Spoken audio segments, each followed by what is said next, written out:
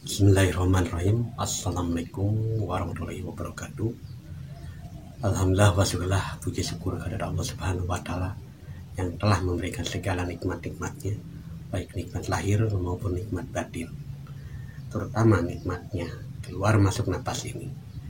Serta tidak lupa kita curahkan salam serta salawat ke baginda Rasulullah SAW beserta keluarga dan para sahabat-sahabatnya. Alhamdulillah, sahabat Kang Darman Desa dimanapun berada, pada kesempatan kali ini Kang Darman Desa akan berbagi perihal 3 asma kikir yang dicintai Allah Subhanahu wa Ta'ala. Apa saja asma itu ya? Terutama ya tetap kikir ini mengikuti napas seperti halayaknya kikir napas. Namun asma ini akan mengaktifkan kesadaran dan sikap kepada jiwa kita. Nah, di sisi lain, kikir napas itu sebagai pengaktifan kesadaran yang letaknya di jiwa. Dan 3 asma kikir yang dicintai Allah ini yaitu asma subhanallah. Kikir subhanallah ini memang sering kita lakukan pada sholat, yaitu sunnah tapi fardu ain, wajib bagi muslim. Nah, kembali kepada asma subhanallah, maha suci Allah. Maka di dalam zikir subhanallah, subhanallah itu tanamkan kesadaran kita sampai menyikapi, yaitu tumbuhnya sikap jiwa yang menerima.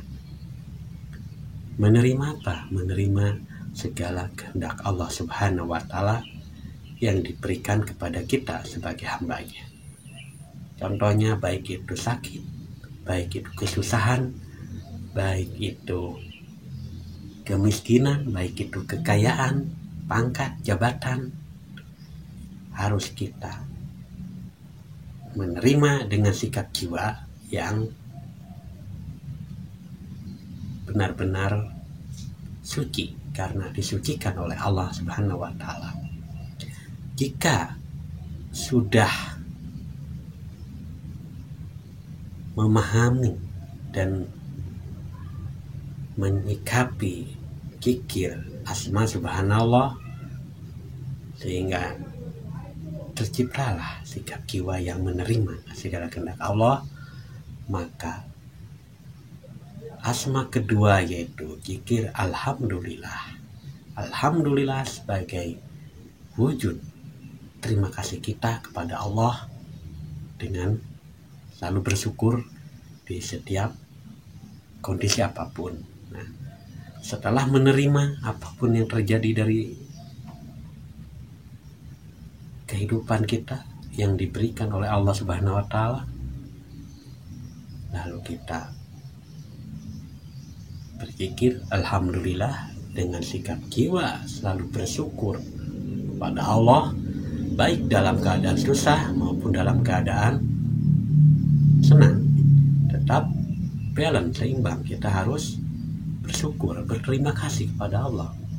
Contoh ketika kita dikehendaki sakit oleh Allah Subhanahu wa Ta'ala, ya kita harus menerimanya karena tadi itu zikir subhanallah, maha suci Allah.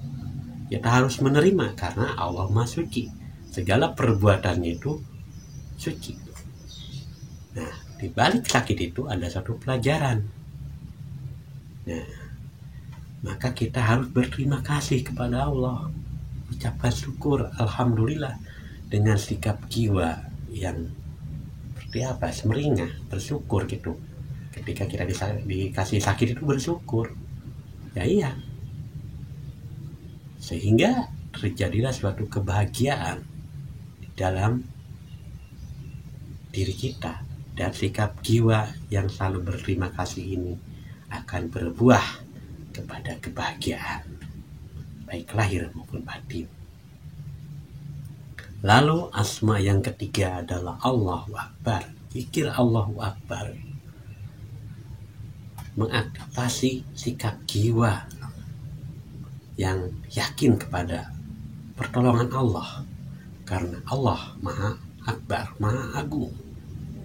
Ketika kita sudah memahami zikir asma subhanallah dengan sikap jiwa yang menerima segala kehendak Allah, lalu kita memahami zikir asma alhamdulillah, yaitu selalu bersyukur di dalam keadaan apapun, selalu berterima kasih kepada Allah, maka zikir asma Allahu Akbar yakin terhadap pertolongan Allah, karena Allah Maha Akbar.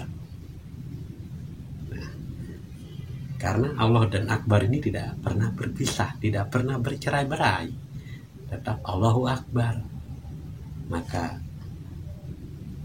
yakinlah terhadap pertolongan Allah, karena fase yang tadi sudah kita lakui, sudah kita pahami. Ketika apa yang telah terjadi dan yang terjadi sedang terjadi kepada diri kita itu adalah kehendak Allah, Maha Suci Allah, perbuatan Allah itu suci, maka subhanallah dengan sikap jiwa menerima. Setelah menerima semua itu, kita harus bersyukur, yaitu dengan sikap jiwa yang bahagia, semeringah. Walaupun dikasih sakit, tetap kita berbahagia, karena berterima kasih kepada Allah telah dikasih sakit, bukan menolaknya. Maka dengan semua itu, subhanallah, alhamdulillah, menerima dan bersyukur, maka turunlah pertolongan Allah, Allahu Akbar, karena kita yakin kepada Allah. Namun semua itu kita jadikan satu di dalam ranah kesadaran, sehingga jiwa kita selalu sadar kepada Allah.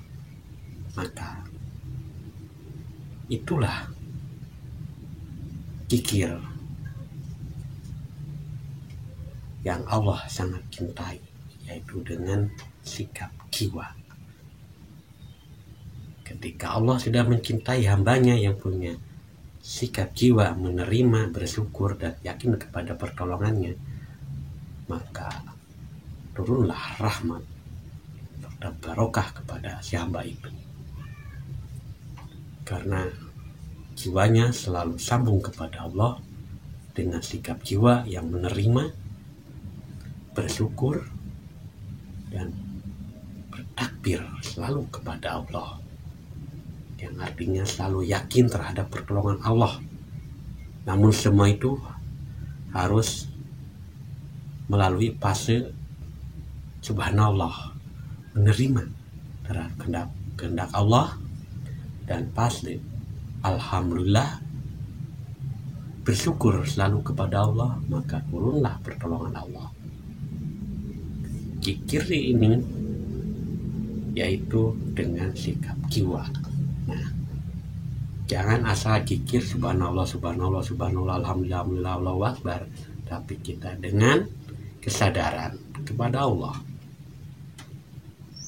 Ketika kita menzikirkan asma subhanallah, subhanallah, subhanallah, dengan kesadaran kita kepada Allah, lalu berzikir alhamdulillah, alhamdulillah, alhamdulillah, alhamdulillah, dengan kesadaran kepada Allah. Begitu pula zikir Allahu Akbar, Allahu Akbar.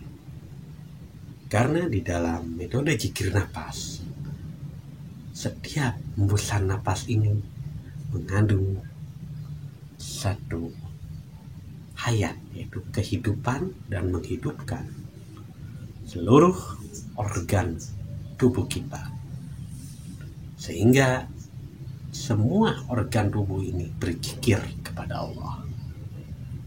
Yakin dan tidak yakin, saya kembalikan kepada sahabat-sahabat semua yang menonton video ini. Dan saya mendoakan semoga kita selalu dipahamkan dan istiqomah dalam belajar metode kikir napas.